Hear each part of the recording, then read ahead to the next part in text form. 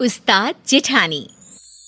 रीना शादी के बाद से ही ससुराल में सबको दबा कर रखती। हर बात पर खुद को सबसे बेस्ट साबित करने की कोशिश करती। क्या माँ जी, देवर जी की शादी है लेकिन आपके बस की नहीं कि बाजार से एक रुमाल खरीद कर ला सके। भाभी, मम्मी ने हम लोगों को बड़ा कर दिया, शादी ब्याह सब हो गया। तब तो आप नहीं थी ना जो आज माँ को ताना दे रही है। एक तो तुम लोग यहाँ आती हो, फिर मेरे और माँ के बीच लड़ाई करवाती हो। अरे सही तो बोल रही है मेरी बिटिया, घर की बहू हो और 4 काम करना पड़ गया, इसमें क्या होशियारी दिखाना। अरे करना है तो करो, नहीं तो। बस ये सुनकर रीना का तांडव शुरू हो जाता है। वो चिल्लाने लगती है, हाँ हाँ, सारे काम करवाने के लिए रीना रीना, लेकिन जब काम हो जाए तो धमकी। अरे वाह जी वाह, अब देखो मैं क्या करती हूँ। घर पर छोटे देवर की शादी, ऊपर से भाभी नाराज। अरे रीना बहू दिखाई नहीं दे रही, उसे बोलो छोटी बहू के घर जाकर उन लोगों से पूछ ले, कोई काम की जरूरत तो नहीं है। लेकिन रीना बहू हो तब ना। पापा, भाभी तो मायके चली गई, ये कहकर गई है कि शादी में भी नहीं आएंगी। अरे ये क्या बात होती है, समाज क्या कहेगा। और अब जब सब घर में आने वाले हैं, ऐसे में बड़ी बहू का घर में ना होना बिल्कुल भी ठीक नहीं है ये बात। अरे पापा रहने दो ना उसे, वहीं छोटी छोटी बात पर घर पर कलेश करती है। सोचती है खुद किसी को कुछ भी बोले लेकिन उसे कोई कुछ ना बोले। ऐसा होता है क्या? अरे फिलहाल तो बहू को मना कर लाना जरूरी है। ड्राइवर से बोलो कार निकाले, हम खुद जाएंगे। घर के सभी लोगों को बहू पर गुस्सा आता है।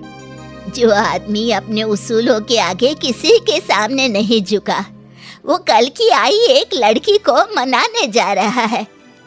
पता है ना माँ, पिताजी को समाज, परिवार और आस पड़ोस की कितनी परवाह है। पापा सबके सामने मिसाल कायम करके खड़े हैं कि उन्होंने पूरा परिवार बांध कर रखा है। ऐसे में भाभी नहीं होंगी तो पापा की प्रतिष्ठा में उंगली तो उठेगी ही ना। ये भाभी की जीत नहीं, सबसे बड़ी हार है, हार। उधर मायके में रीना की माँ, अरे बेटी क्या बात है, इतने पैसे वाले लोगों को घुटने में ले आई तू। देख तेरा ससुर कैसे गाड़ियों का काफिला लेकर आया है हम लोगों के दरवाजे। अरे माँ बस बहुत हो गया इन लोगों का नाटक। अब तो देखो वो जो इन लोगों का दूसरा बंगला है ना, देवर की शादी के बाद वहां जाकर रहूंगी मैं, देख लेना। तभी ससुर बहू के मायके आते हैं। रीना की माँ नाटक करती है, अरे आइए भाई साहब, अरे देखे ना कब से समझा रही हूँ कि ससुराल में तेरी जरूरत है, चली जा बेटा। लेकिन पता नहीं क्या बात मन को लग गई है, आई तब से रोए जा रही है। ससुर जो बहू की माँ की हरकतों से अच्छे से वाकिफ थे। देखिए वो सब हम बाद में देख लेंगे, हमारे घर का मामला है। फिलहाल रीना बेटा घर चलो, वहाँ तुम्हारी जरूरत है। बड़ी बहू हो तुम, लोग क्या कहेंगे। देखिए पिताजी, आप खुद आए हैं तो ठीक है, मैं चल रही हूँ, लेकिन मैं साफ साफ कह देती हूँ, देवरानी के आने के बाद मैं उस घर में नहीं रहने वाली। वो तो तुम्हें बोलने की जरूरत ही नहीं है। मैंने पहले ही फैसला ले लिया है कि मैं तुम्हें दूसरे बंगले में शिफ्ट कर दूंगा। छोटे की बीवी और वो हम लोगों के साथ रहेंगे। रीना को तो मानो मन मांगी मुराद मिल गई। तो फिर ठीक है ससुर जी, चलिए चलते हैं। रीना ससुराल चली जाती है और अच्छे से शादी हो जाती है। छोटी देवरानी जैसे ही घर में कदम रखती है, हाय रे, न जाने किसके अपशगुनी पैर हम लोगों के घर पड़े हैं। बत्ती ही चली गई, करो अब अंधेरे में सारी रस्में। तभी नौकर कहता है, अरे नहीं बड़े बहू जी, वो तो बत्ती आई है, जनरेटर बंद किए है ना अभी। छोटी बहू के तो पैर बहुत ही सगुन वाले हैं। अरे 2 दिन से पूरा मोहल्ला अंधेरे में डूबा था, अब जाकर लाइट आई है। अरे हाँ ठीक है, ज्यादा बोलने की जरूरत नहीं है। नौकर हो, नौकर की तरह रहा करो। देख रीना, हम लोगों के घर हमेशा से इतना पैसा नहीं था। तेरे ससुर ने बहुत मेहनत से कमाया है। नौकरों से अच्छे से बात किया करो, ये हमारा परिवार ही है। हाँ ठीक है, वैसे मेरे मायके में नौकर चाकर रहे नहीं, लेकिन सब जानती हूँ कैसे बात करनी होती है इनसे। नौकर मुंह लटकाकर चला जाता है। अरे देवरानी जी, कुछ बोलोगी भी कि बस ऐसी ही सबको घूरती रहोगी? लेकिन छोटी देवरानी कुछ नहीं बोलती। अगले रोज, अच्छा तो मैं चली दूसरे बंगले में। यहाँ सब आप लोग आराम से खुशी खुशी रहो अपनी नई बहू के साथ। रीना का पति कहता है, लेकिन मैं अपना घर माँ पापा को छोड़कर कहीं नहीं जाऊंगा, ये तो पक्की बात है। तो ठीक है ना, आप रहो, मैं और बच्चे तो जाएंगे। कौन रहेगा यहाँ सर्कस में? छोटी देवरानी बोल पड़ती है, दीदी आप इस घर को और घर के लोगों को ऐसे नहीं कह सकती।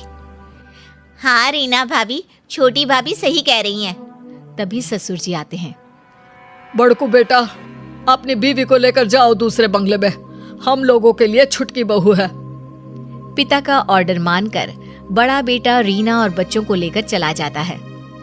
आज सब कान खोलकर सुन लो, वो घर की बड़ी बहू है, बड़ी ही रहेगी। समाज में, परिवार में, हर जगह उसे हमारी बड़ी बहू के नाम से जाना जाता है।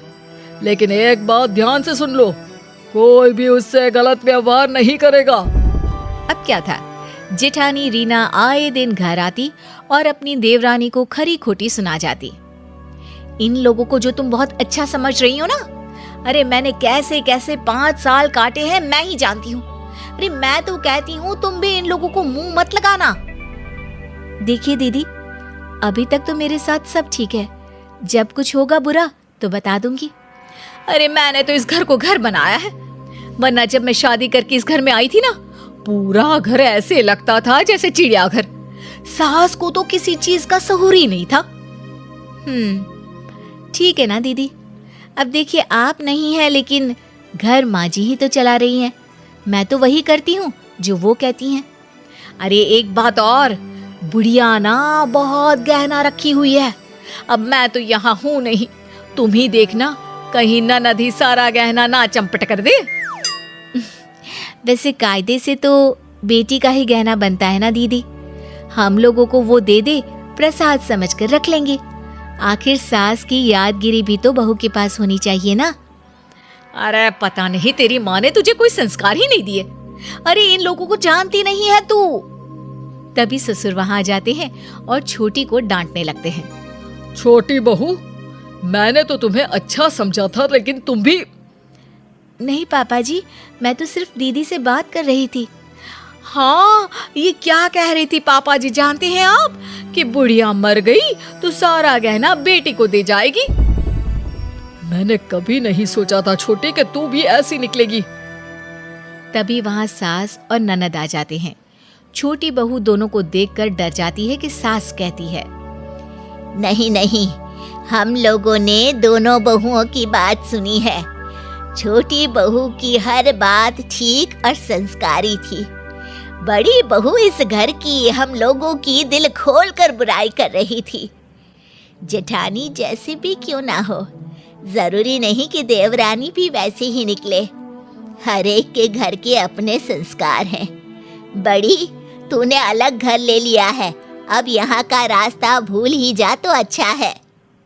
छोटी सास की बात सुनकर चैन की सांस लेती है।